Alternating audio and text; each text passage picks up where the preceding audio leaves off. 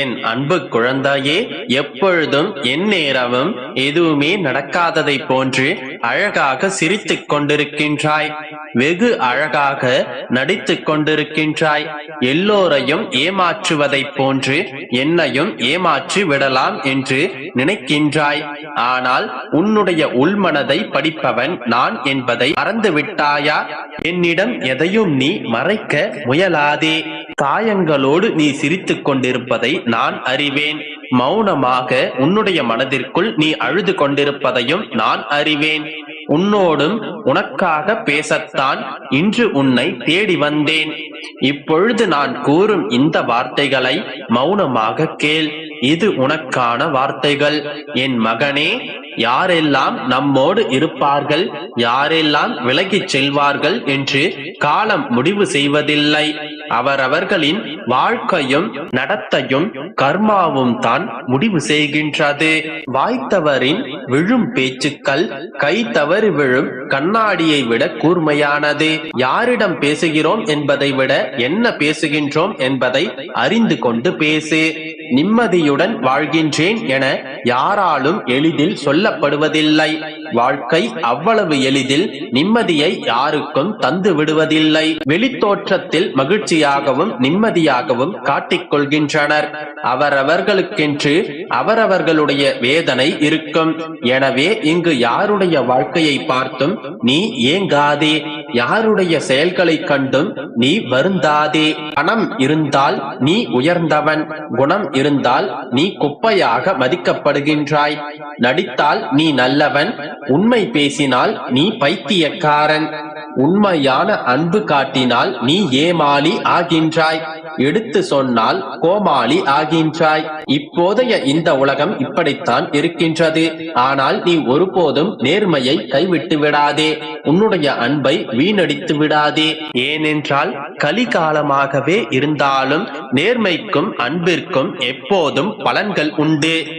எனக்கு ஏன் சோதனைகளை இவ்வளவாக தருகின்றீர்கள் என்று நித்தமும் கேட்கின்றாயல்லவா? ஒன்றை புரிந்து கொள்.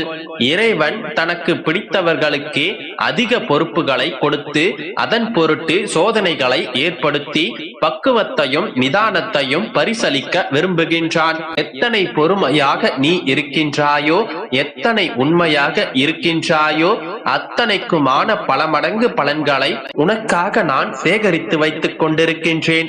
இந்த காலகட்டத்தில், இந்த சூழ்நிலையில், உன்னுடைய வாழ்க்கையில் இருக்கும் இந்த நாட்களில் நீ சில உண்மைகளை அறிந்து கொள். நிலவை தூரத்திலிருந்து ரசிப்பதைப் போல சில உறவுகளை தூரத்திலிருந்து ரசித்துக்கொள். சில வழிகள் உனக்கு இல்லாமல் இருக்கும். பல ரணங்களை நீ தவிர்த்தும் விடலாம். கலங்காதே மகனே, உனது இந்த நிலை கூடிய விரைவில் மாறும். உனது சங்கடங்கள் எல்லாம் விரைவில் தீரும். உன்னுடைய வாழ்க்கையில் உன்னை உதறிவிட்டு சென்றவர்களை நினைத்து வருந்திக் கொண்டிருக்காதே.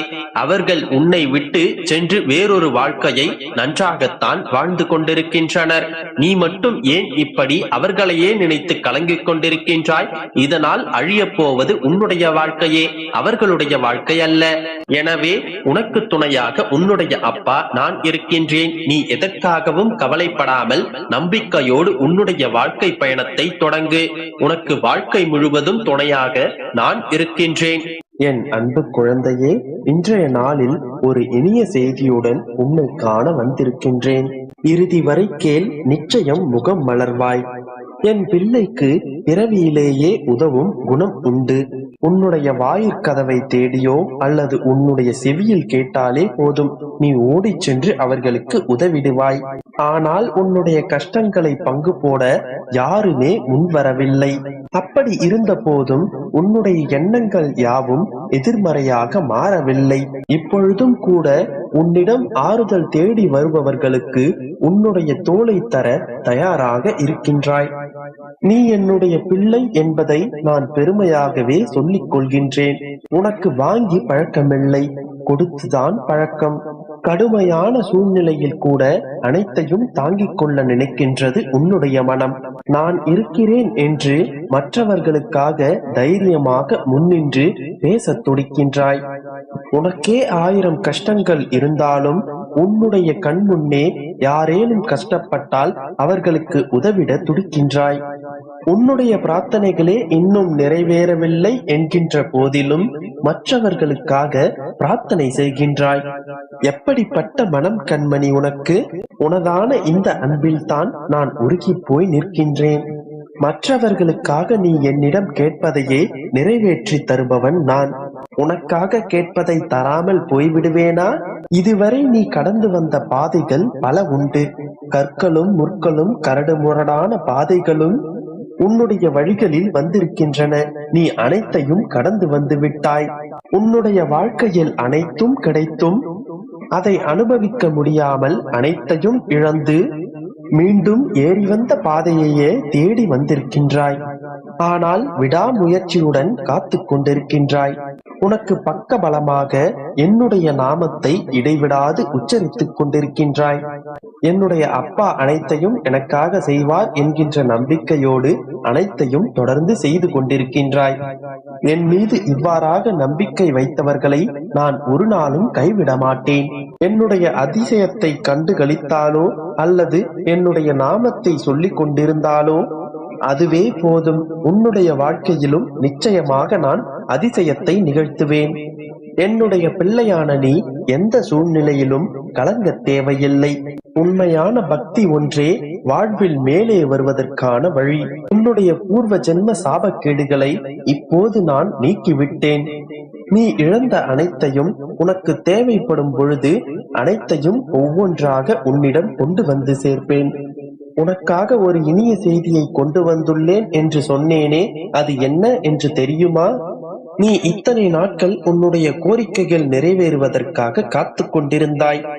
இன்னும் சில நாட்கள் மட்டும் எனக்காக காத்து கொண்டிரு. உன்னுடைய வாயிற்கதவை தட்ட விரைவில் நான் வருவேன். எந்த ரூபத்திலேனும் உன்னை பார்க்க நான் நிச்சயமாக வருவேன். உன்னுடைய இல்லத்தில் நான் அடியெடுத்து வைக்கப் போகின்றேன். நீ அழைத்தாலும் அழைக்காவிட்டாலும் உன்னுடைய இல்லத்தில் நான் வசிக்கப் போகின்றேன். என்னுடைய அதிசயத்தை உன்னுடைய வாழ்க்கையில் நான் நடத்தப் போகின்றேன்.